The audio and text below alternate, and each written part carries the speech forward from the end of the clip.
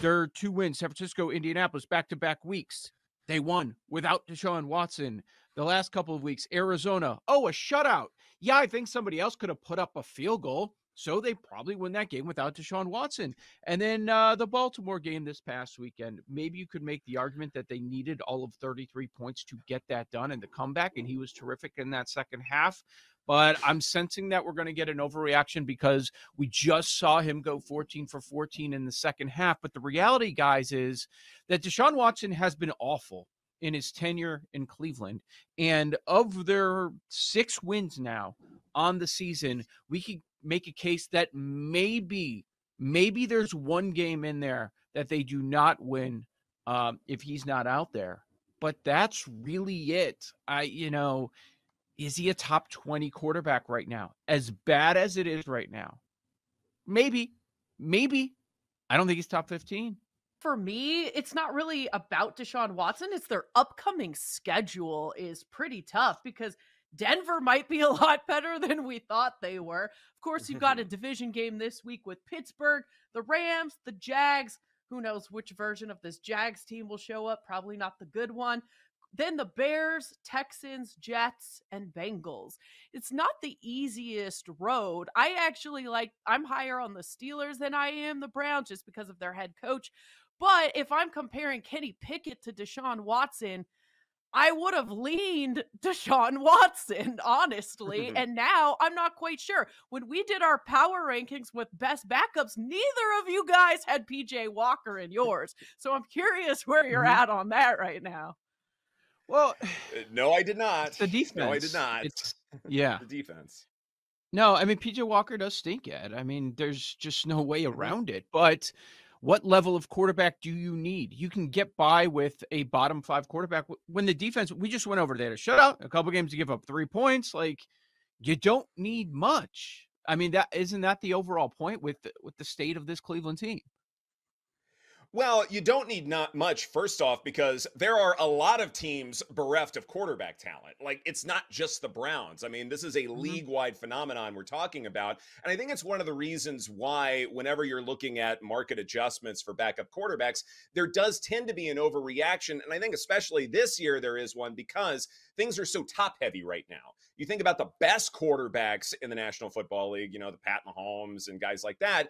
Well, they are that much better than everybody else. The question is, how often are the Browns going to be facing that top tier? Now, the schism between the top tier and everybody else, it's really wide, and it's only widening right now because the ceiling for Deshaun Watson is quite high. Now that's not going to happen at all. Like, we're not going to get anywhere close to this. But it always goes back to the same notion that I will be saying a lot, I expect, this week. And that is, when you have the number 1 defense in the NFL, you do tend to make the playoffs. You may not win the Super Bowl. In fact, more often than not, you don't.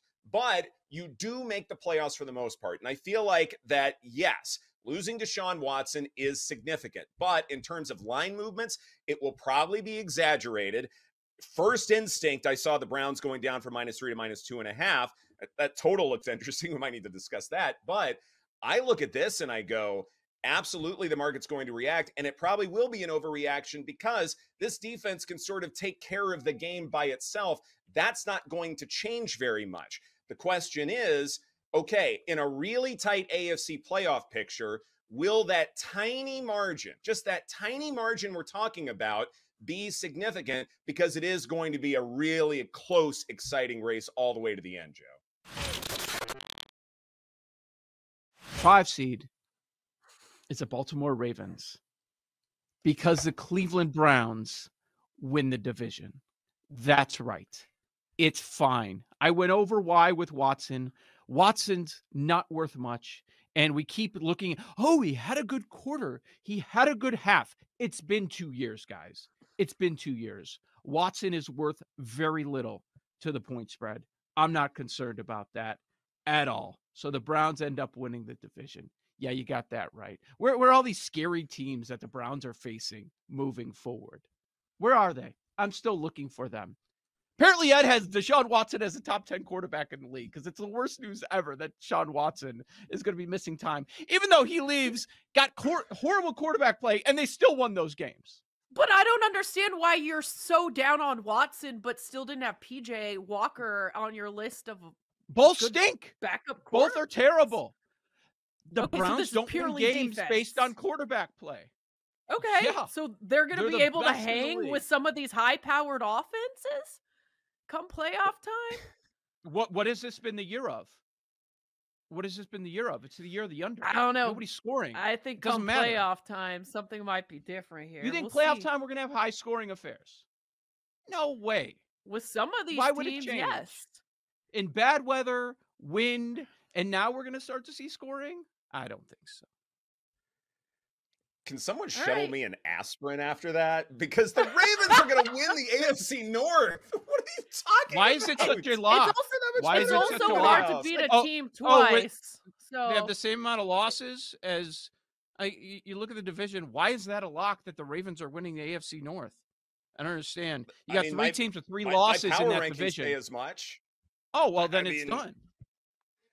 Yeah. What do you mean? Yeah, my power What- rankings. Yeah. But but three that's the teams thing have is, 3 losses, and you're acting like they have a 2-game lead in the division, which they don't. no, I don't I'm know. not. I mean, I'm not doing that, but I'm saying, like, in terms of overall quality, like, the Ravens are that much better than everybody else. Like, defense is still quite good, despite what happened on Sunday. You trust Lamar Jackson. I mean, this is an MVP caliber quarterback we're talking about here. And All Mhm. right. look, I mean, let's be honest here. Like, in that division, which quarterback's playing the best? It's Lamar Jackson, and it's really not close. I mean, Joe Burrow, the sample size is too small.